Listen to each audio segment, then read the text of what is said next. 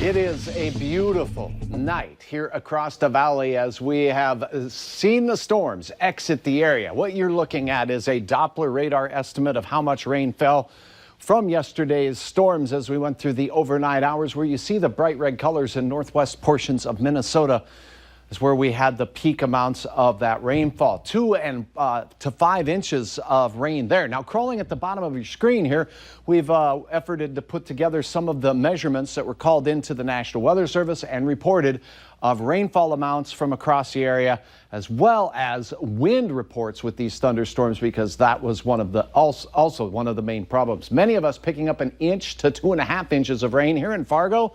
About 0.2 of an inch across the FM area. Here is a look at a gorgeous setting sun from our Valley Sky Cam here in Fargo, North Dakota, 63 degrees.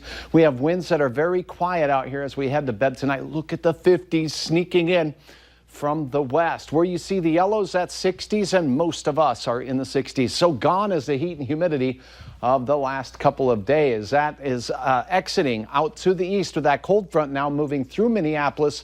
The thunderstorms heading into western portions of Wisconsin for the overnight. For us, we're seeing decreasing clouds from west to east.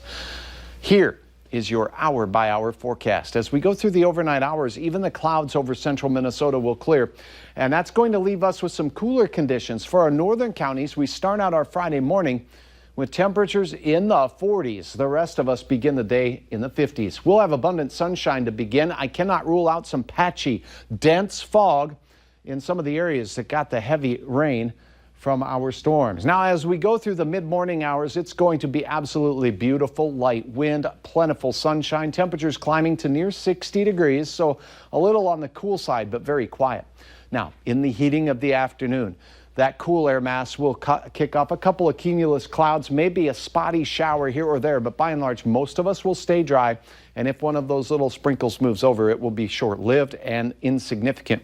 Heading into the evening hours, it looks quiet. Wind won't be too much of a factor. Maybe some more organized showers moving out of eastern South Dakota into southern Minnesota. For Fargo, 50s to start, 60s by the mid to late morning hours. As we go into the afternoon, we'll rise into the 70s, and that's where we spend most of our afternoon and evening.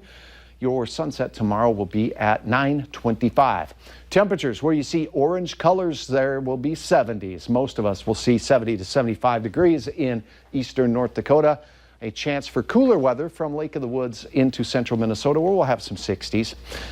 Take a look at this beautiful shot. Ashley Nordquist capturing this Walcott scene before the storms made their way and rumbled through. Here is a look at your planning forecast as we close out our work week on Friday. Beautiful light winds and comfortably cool. Saturday looks pretty pleasant near the 80-degree mark. However, we will have some afternoon and evening showers and rumbles of thunder, and there'll be a reasonable chance that many of us get measurable rainfall from that. Then as we close out our weekend with Father's Day, it looks a little quieter with the rain chances dropping significantly, still mid-70s. And then as we head into next week, Mike, it looks like temperatures will rise from the cool lower 70s to near 80 by the middle to latter portion of our work week. All in all, a big change of the last several days. And quiet on Father's Day would be good, wouldn't it? It would. All right, thanks.